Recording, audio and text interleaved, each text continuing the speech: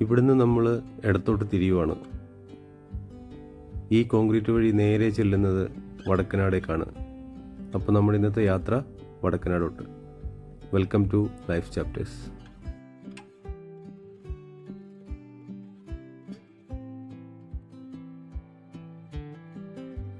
ഈ കാണുന്ന കോൺക്രീറ്റ് വഴിയിലൂടെ ഒരു കിലോമീറ്റർ, കൂടിപ്പോയി 1.5 കിലോമീറ്റർ മുന്നോട്ട് പോയാൽ പിന്നെ നമ്മൾ എത്തുന്നത് വേറൊരു ലോകത്തേക്കാണ്. ഇവിടം കൊണ്ട് കാട് കഴിഞ്ഞു. ഇനി അങ്ങോട്ട് വടക്കനാടെന്ന് പറയുന്ന അതിമനോഹരമായ കാർഷിക ഗ്രാമത്തിൻ്റെ തുടക്കമാണ്. നമ്മൾ അന്തം വിട്ടുപോകും, ഈ കാണുന്നതൊക്കെ കാട്ടിനകത്താണോ എന്ന്. 4 ചുറ്റും കാടുകൊണ്ട് മൂടപ്പെട്ട അതിമനോഹരമായ യഥാർത്ഥ വയനാടിൻ്റെ ഒരു പരിച്ഛേദമാണ് വടക്കനാട്.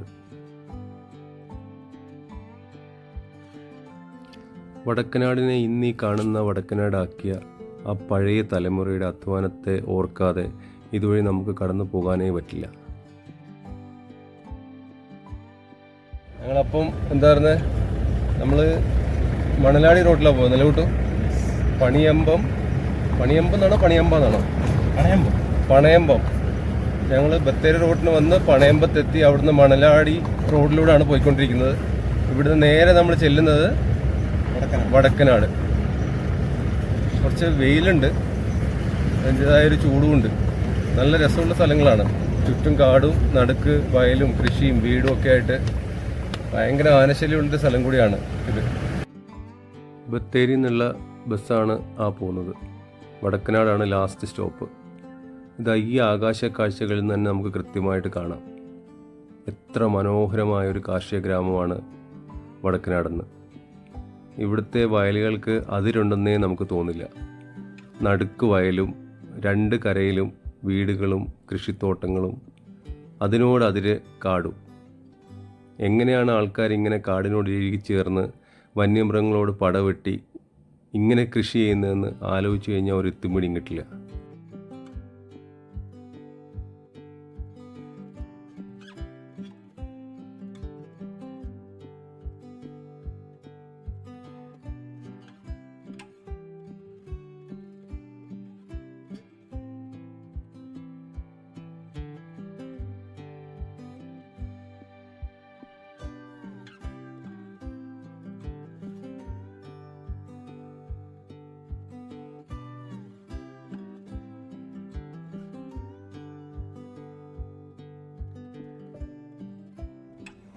ഇതൊക്കെ വടക്കനാടിൻ്റെ ഭാഗങ്ങൾ തന്നെ. നേരെ പോകുന്ന വഴി ബസ്സിൻ്റെ അവസാനത്തെ സ്റ്റോപ്പിലേക്കാണ്. നമ്മൾ ഈ എടുക്കുന്ന വഴി നേരെ സുൽത്താൻ ബത്തേരിക്ക്. ബത്തേരി റോഡിൽ അല്പം മുന്നോട്ട് പോയാൽ ഇടതുവശത്തായിട്ട് നമുക്ക് വടക്കനാട് ഈച്ചക്കുന്ന് കാളിമല തമ്പുരാൻ ക്ഷേത്രം കാണാം. 3000 വർഷങ്ങളുടെ പഴക്കമുണ്ടെന്ന് വിശ്വസിക്കപ്പെടുന്ന ഈച്ചക്കുന്ന് കാളിമല തമ്പുരാൻ ക്ഷേത്രം ഒരു ചരിത്ര സ്മാരകമാണെന്ന് വേണമെങ്കിൽ പറയാം നമുക്ക്. ഒരു കാലത്ത് വേടനാട് എന്നായിരുന്നു ഈ സ്ഥലമൊക്കെ അറിയപ്പെട്ടിരുന്നത്. പിന്നീട് എപ്പോഴോ അത് വടക്കനാടായി മാറി. അമ്പലവും കഴിഞ്ഞ് കുറച്ച് മുമ്പോട്ട് പോയാൽ പിന്നെ നമ്മളെത്തുന്നത് കാട്ടിലാണ്. പകലാണെങ്കിലും നമ്മൾ നല്ലപോലെ സൂക്ഷിച്ചു വേണം ഇവിടെ ചിലവഴിക്കാൻ. അത്രയേറെ മൃഗങ്ങളുടെ ശല്യമുള്ള ഒരു സ്ഥലമാണ് വടക്കനാട്.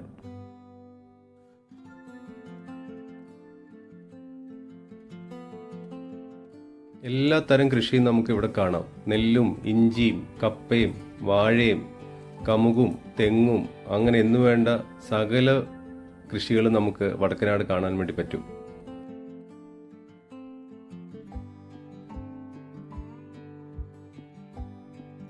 ഞങ്ങളെന്തായാലും അവിടെ വണ്ടിയൊക്കെ നിർത്തി കുറച്ച് സമയം അവിടെ നിന്ന് റിലാക്സ് ഒക്കെ ചെയ്തിട്ടാണ് അടുത്ത സ്ഥലത്തേക്ക് വണ്ടി തിരിച്ചത്.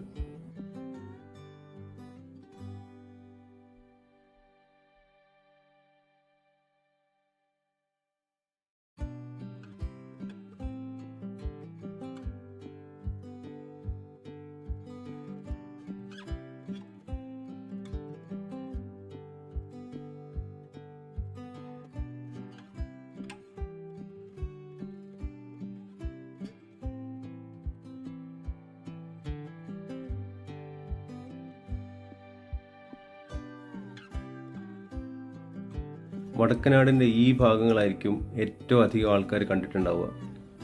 സോഷ്യൽ മീഡിയ വഴി ഒരുപാട് ആൾക്കാർ കണ്ട വടക്കനാടിൻ്റെ ഏറ്റവും മനോഹരമായ ഒരു സ്ഥലത്താണ് നമ്മളിപ്പോൾ ഉള്ളത്. സിൽവർ ഓക്ക് മരങ്ങളുടെ തോട്ടവും താഴെ ഒരു വിശാലമായ മൈതാനവും അതിന് തൊട്ടടുത്തൊരു ആമ്പൽക്കുളവും ഏത് സമയത്തും മൃഗങ്ങളെയും കാണാൻ പറ്റുന്ന അതിമനോഹരമായൊരു പ്രദേശമാണ് ഇത്. ഇത് നമുക്ക് നല്ലൊരു പച്ചപ്പുല്ല് വിരിച്ച ഗ്രൗണ്ട് പോലെ തോന്നുമെങ്കിലും ഇത് ശരിക്കും ചതുപ്പ് തന്നെയാണ്. നമുക്കൊന്നും ഒരിക്കലും ഇറങ്ങാൻ പറ്റാത്തൊരു സ്ഥലം കൂടിയാണത്. ഈ കാണുന്ന ആമ്പൽക്കുളം മുൻപേ ഞാൻ വന്നപ്പോൾ നിറയെ ആമ്പൽപ്പൂക്കളൊക്കെ ആയിട്ട് മനോഹരമായൊരു കാഴ്ചയായിരുന്നു. ഇതിപ്പോൾ ഞങ്ങൾ വരുന്നതിന് കുറച്ച് സമയം മുമ്പേ ആനക്കൂട്ടം വന്നിട്ട് ഫുള്ള് ചവിട്ടി മെതിച്ച് ഇപ്പോൾ വെറും ഒരു ചളിക്കുളമായിട്ട് മാറിയിട്ടുണ്ട്. എന്നാലും ഈ പ്രദേശത്തിനാകെ എന്തോ ഒരു ഭംഗിയുണ്ട്. ഒരു വൈകുന്നേരത്തെ ഡ്രൈവിനും പിന്നെ വല്ലപ്പോഴും കുടുംബമായിട്ടൊക്കെ വന്ന് സമയം ചെലവഴിക്കാനും പറ്റിയ വടക്കനാട്ടെ അതിമനോഹരമായൊരു പ്രദേശമാണ് നമ്മൾ ഈ കാണുന്നത്. ശ്രദ്ധിക്കേണ്ട ഒരു കാര്യം, മൃഗങ്ങളുടെ സാന്നിധ്യമില്ലെന്ന് ഉറപ്പ് വരുത്തിയിട്ട് വേണം ഇവിടെ ഇറങ്ങാനും ഫോട്ടോ എടുക്കാനും ആ കുളത്തിൻ്റെ അടുത്തൊക്കെ പോകാൻ വേണ്ടിയിട്ട്. ആനശല്യം വളരെയധികം രൂക്ഷമായൊരു സ്ഥലം കൂടിയാണ് വടക്കനാട്. ഒരു കാലത്ത് വടക്കനാടൻ കൊമ്പൻ്റെ വിഹാര കേന്ദ്രങ്ങളായിരുന്നു ഈ കാണുന്ന പ്രദേശങ്ങളൊക്കെ. വടക്കനാടൻ കൊമ്പനാണ് ഇപ്പോഴത്തെ നമ്മുടെ പ്രധാനിയായ കുങ്കിയാന വിക്രം.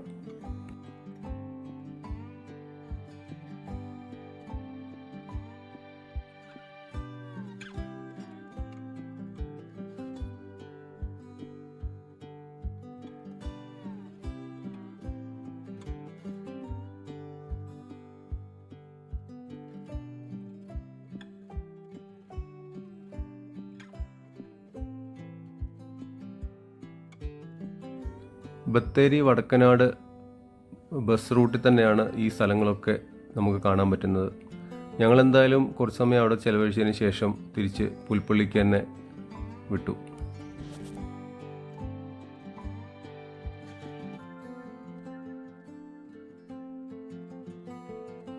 എന്തായാലും ഈ വഴിക്ക് വരുമ്പോഴൊക്കെ 6-ാം മൈലുള്ള മജീദ് ഖാൻ്റെ ബീഫ് കിട്ടുന്ന കടയിൽ ഞങ്ങൾ കയറാറുണ്ട്. നല്ല ബീഫും കപ്പയും പത്തലുമൊക്കെ കഴിക്കാൻ പറ്റിയ ഒരു ഉഗ്രൻ സ്പോട്ടാണ് 6-ാം മൈലുള്ള മജീദ് ഖാൻ്റെ ബീഫ് കട. അപ്പോൾ നമുക്കിനി വേറൊരു വീഡിയോയിൽ കാണാം. See you.